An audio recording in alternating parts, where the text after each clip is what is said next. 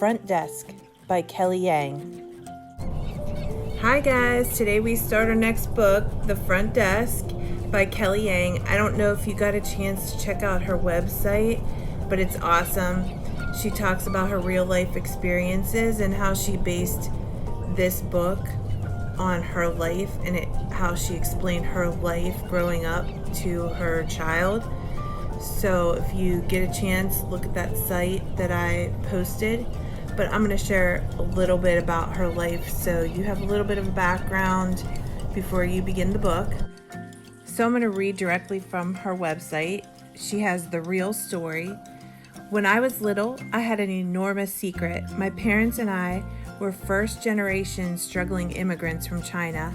We lived in a motel, and life was very, very hard. Carrying around this secret was like carrying a gigantic backpack, one that I could never put down except when I was in the library. We moved around a lot when I was a kid. I went to 8 different schools for 8 different grades. At some of these schools, the other kids would tease me about my weird-looking clothes, bought secondhand from a thrift shop, or my small eyes.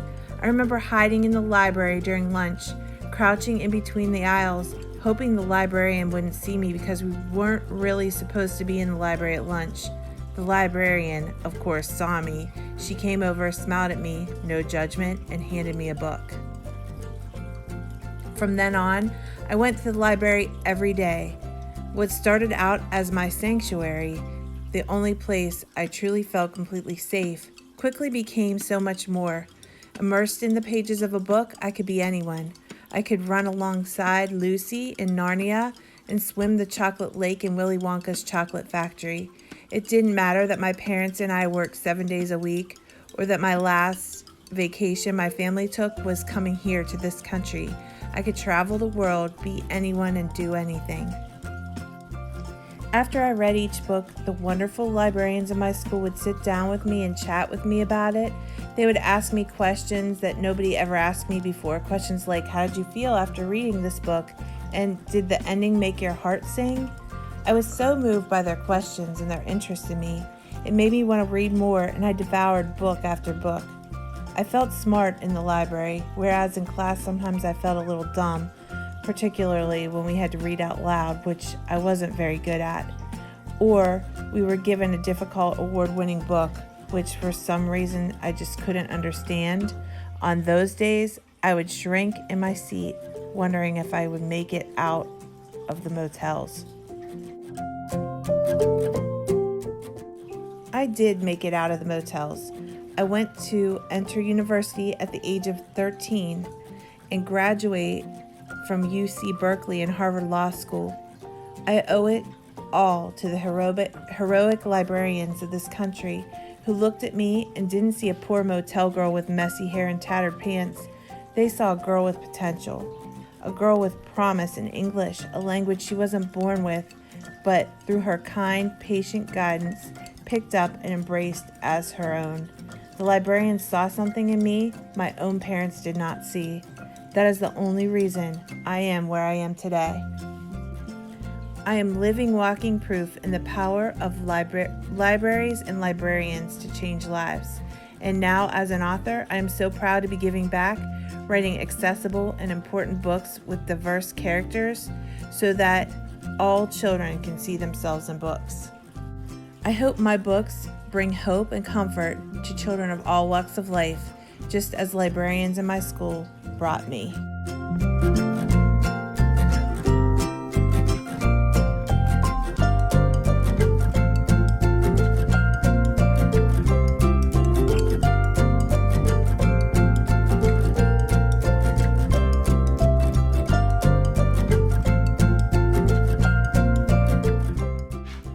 Chapter 1.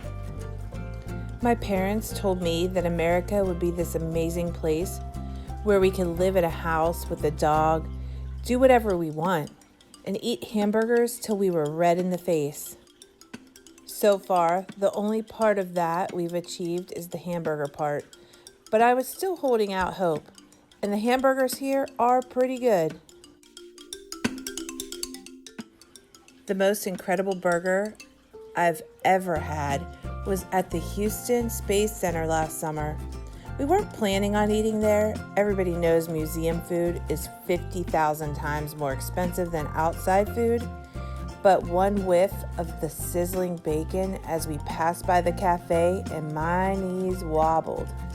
My parents must have heard the howls of my stomach because the next thing I knew, my mother was rummaging through her purse for coins. We only had enough money for one hamburger, so we had to share. But man, what a burger. It was a mile high with real bacon and mayonnaise and pickles. Mom likes to tease that I devoured the whole thing in one gulp, leaving the two of them only a couple of crumbs. I'd like to think I gave them more than that. The other thing that was great about the Space Center was the free air conditioning. We were living in our car that summer, which sounds like a lot of fun, but actually wasn't because of our car's AC was busted. So after the burger, my dad parked himself in front of the vent and stayed there the entire rest of the time. It was like he was trying to turn his fingers into popsicles. My mom and I bounced from exhibit to exhibit instead. I could barely keep up with her. She was an engineer back in China, so she loves math and rockets. She oohed and awed over this module and that module. I wish my cousin Shen could have been there. He loves rockets too. When we got to the photo booth, my mother's face lit up. The booth took a picture of you and made it look like you were a real astronaut in space. I went first. I put my head where the cardboard cutout was and smiled when the guy said cheese. When it was my mom's turn to take her photo, I thought it would be funny to jump into her shot. The result was a picture of her in an astronaut suit hovering over Earth and me standing right next to her in my flip-flops doing bunny ears with my fingers. My mother's face crumpled when she saw her picture. She pleaded with the guy to let her take another one, but he said, "No can do, one picture per person." For a second, I thought she was going to cry. We still have the picture. Every time I look at it, I wish I could go back in time. If I could do it all over again, I would not photobomb my mom's picture, and I'd give her more of my burger. Not the whole thing, but definitely more bites. At the end of that summer, my dad got a job as an assistant fryer at a Chinese restaurant in California.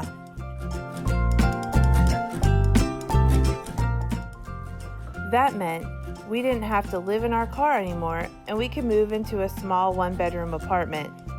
It also meant my dad brought home fried rice from work every day. But sometimes he'd also bring back big old blisters all up and down his arm. He said they were just allergies, but I didn't think so. I think he got them from frying food all day long in the sizzling wok. My mom got a job in the front of the restaurant as a waitress. Everybody liked her and she got great tips. She even managed to convince the boss to let me go with her to the restaurant after school since there was nobody to look after me. My mother's boss was a wrinkly, white-haired Chinese man who reeked of garlic and didn't believe in wasting anything. Not cooking oil, not toilet paper, and certainly not free labor. "You think you can handle waitressing, kid?" he asked me. "Yes, sir," I said. Excitement pulsated in my ear. My first job, I was determined not to let him down. There was just one problem. I was only 9 then and needed 2 hands just to hold one dish steady. The other waitresses managed 5 plates at a time. Some didn't even need hands. They could balance a plate on their shoulder. When the dinner rush came, I too loaded up my carrying tray with 5 dishes. Big mistake, as my small back gave in to the mountainous weight. All my dishes came crashing down. Hot soup splashed onto customers, and fried prawns went flying across the restaurant. I was fired on the spot, and so was my mother.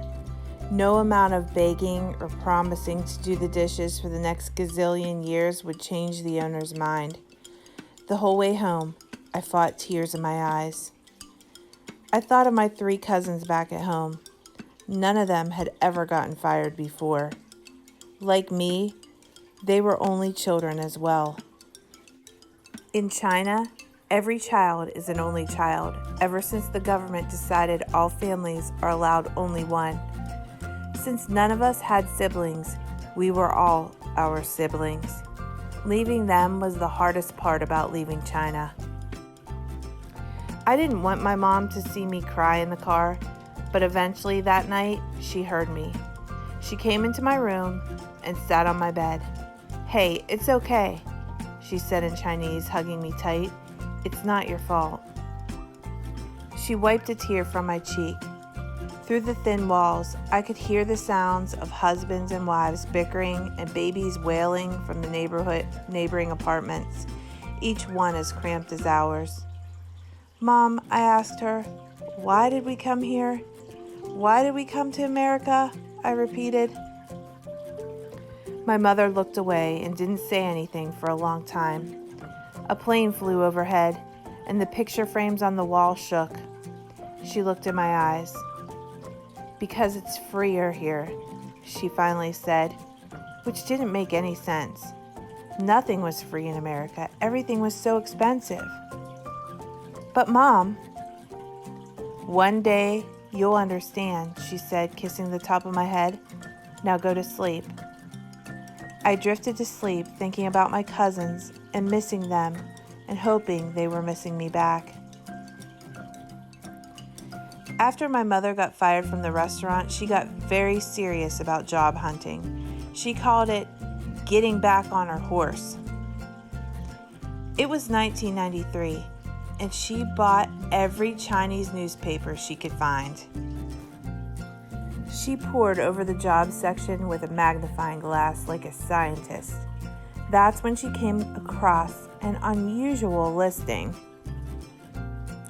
A man named Michael Yao had put an ad out in the Chinese newspaper looking for an experienced hotel manager. The ad said that he owned a little hotel in Anaheim, California, and he was looking for someone to run the place. The job came with free boarding too. My mother jumped up and grabbed the phone. Our rent then cost almost all my dad's salary. And who said things in America were free? To her surprise, Mr. Yao was equally enthusiastic. He didn't seem to mind that my parents weren't experienced and really liked the fact that they were a couple. "2 people for the price of 1, he joked in his thick Taiwanese accented Mandarin when he went over to his house the next day. My parents smiled nervously while I tried to stay as still as I could and not screw it up for them, like I'd screwed up my mother's restaurant job. We were sitting in the living room of Mr. Yao's house, or rather, his mansion. I made myself look at the floor and not stare at the top of Mr. Yao's head, which was all shiny under the light, like it had been painted in egg white. The door opened and a boy about my age walked in. He had on a t-shirt that said, "I don't give a," and underneath it, a picture of a rat and a donkey. I raised an eyebrow.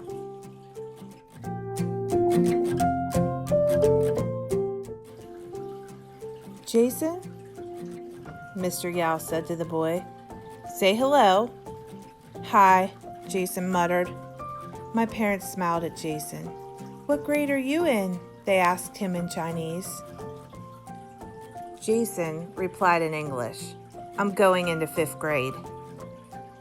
"Ah, same as Mia," my mom said. She smiled at Mr. Yao. Your son's English is so good. She turned to me. Hear that, Mia? No accent. My cheeks burned. I felt my tongue in my mouth, like a limp lizard. Of course he speaks good English. He was born here, Mr. Yao said. He speaks native English. Native. I mouthed the word. I wondered if I worked really hard, would I also be able to speak native English one day? Or was that something completely off limits for me? I looked over at my mom, who was shaking her head. Jason disappeared off to his room, and Mr. Yao asked my parents if they had any questions. Just to make sure we can live at the motel for free, my mom asked. Yes, Mr. Yao said. And what about... My mom struggled to get the words out. She shook her head, embarrassed to say it. Will we get paid? Oh, right, payment, Mr. Yao said, like it hadn't dawned on him at all. How's $5 a customer? I glanced at my mom. I could tell that she was doing math in her head because she always got this dreamy smile on her face. 30 rooms at $5 a room, that's $150 a night, my mom said, her eyes widening. She looked at my dad. That's a lot of money. It was a humongous amount of money. We could buy hamburgers every day, one for each of us. We wouldn't even need to share. When can you start? Mr. Yao asked. Tomorrow, my mom and dad blurted out at the exact same time. Mr. Yao laughed. As my parents got up to shake his hands, Mr. Yao muttered, I have to warn you, it's not the nicest hotel in the world. My parents nodded. I could tell it made no difference to them what the motel looked like. It could look like the inside of a Greyhound bus toilet for all we cared. At $150 a day, plus free rent, we were in.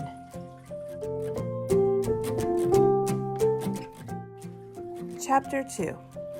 The Cala Vista Motel sat on the corner of Coast Boulevard and Meadow Lane. It was a small motel, the first of 3 motels in a row. The Topaz Inn and the Lagoon Motel were right next door and bigger, but I immediately decided I liked our little motel the best.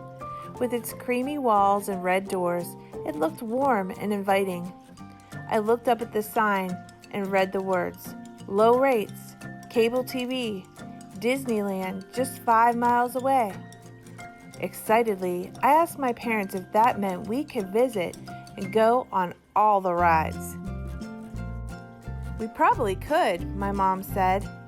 I smiled, savoring the moment. Our lives were about to change. We were going to become Disneyland-going people. As if things couldn't get any better, the Cala Vista had a pool. It was right out in the front. The water sparkled under the golden sun. I closed my eyes and pictured myself doing cannonballs in the water all summer long. This was going to be amazing. Just behind the pool was the front office. I'd asked my parents in the car whether I could help out at the front desk, and my dad had chuckled and said, "We'll see." Mr. Yao was waiting for us at the front office. He buzzed us in and lifted the divider so we could all get behind the front desk. The front desk was a long wooden desk that stretched almost the entire width of the room. Just behind the front office were the manager's quarters, where Mr. Yao led us next. There was a living room with a bed in it. He pointed to the bed. "You guys sleep there," he said to my parents, "so you can hear the customers in the middle of the night." "Customers come in the middle of the night?" my dad asked. Mr. Yao nodded. "Of course, it's a motel." "But won't that wake them up?" I asked. Mr. Yao rolled his eyes. "That's the point," he said. Next, he led us over to the small bedroom just to the right of the living room and the kitchen. "The girl can sleep here," Mr. Yao said. For some reason, He still kept calling me the girl, even though I had already told him my name several times. I put my stuff down in the bedroom, then joined my parents and Mr. Yao in the front office. Mr. Yao was explaining the buzzer. "One wrong buzz, and it's all over," he said. "See that glass?" He pointed to the thick glass enclosing the front office. "That's bulletproof glass. You see a bad guy come up, you don't need to worry. They can't hurt you.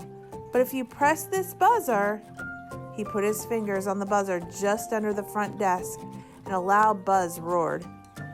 "That door right there gets unlocked," Mr. Yao said. "And then what?" I asked him. "Then he's inside," Mr. Yao said. I looked around to see if there were any other magical buttons or bulletproof glass inside the office, but there weren't. I asked Mr. Yao, how could we tell if someone was a bad guy? "Based on how they look, of course," he said, which made me wonder because it's not like bad people walked around with a sticker on their heads saying, "I'm bad." The bottom line is, don't let in any bad guys, Mr. Yao warned. His pupils expanded as he said the word bad. While Mr. Yao took my parents out back to show them the laundry room and cleaning supplies, I stayed in the front office. I climbed up on top of the front desk stool. Gently, I reached down and touched the buzzer with my finger. It was greasy, like it had been pressed hundreds of times. Slowly, I pressed it and heard it zap. I pressed it again, buzz, buzz, buzz. Power coursed through my fingertips. I closed my eyes and pictured myself checking customers in. "Why, yes, Mrs. Connolly. I'd be glad to show you to your room." "Right this way," I'd say. "Certainly, I can help you with your baggage." "It would be my pleasure." So deep was I in my fake customer relations that I almost didn't hear it when a real customer walked up and tapped on the front office glass. I looked up to see a thin, African-American man about 50 or so years old, smiling and waving at me. He motioned with his hand for me to buzz him in. "Oh, right," I said, then pressed on the buzzer. Buzz. He pushed open the door and walked in. "Just saw Mr. Yao in the lot. You must be the new managers," he said. He extended his hand across the front desk. "Name's Hank." I smiled, took his hand and shook it. "I'm Mia, nice to meet you." He tilted his head to one side. "How old are you, Mia?" "I'm 10, I told him. "Say, aren't you a little young to be running this place?" he teased me. I laughed. I liked Hank immediately. "I'm helping my parents," I told him. "What about you? Do you live here?" "Sure do," he said and pointed to one of the rooms. "That's me right there, number 12. Hank informed me that he wasn't a regular customer, the kind who stays just a day or two. He was a weekly. A weekly is someone who pays by the week. There were 5 of them at the Cala Vista. There were Mrs. Q, Mrs. T, Hank, Billy Bob, and Fred. "You'll meet them," he said. "They're all nice people." I smiled. "Do you guys like living here?" I asked. "Oh yeah," he said. "Well, except for Mr. Yao. Everyone hates Mr. Yao." "Really?" I asked him. "He seems all right." Intense, but all right. Hank snorted. "Trust me, he's anything but all right." Before I could ask Hank what he meant by that, the back door creaked open and my parents and Mr. Yao came back in. When I turned around, Hank was gone. Your assignment today is to read chapters 3 and 4. When you're finished, then add to the discussion.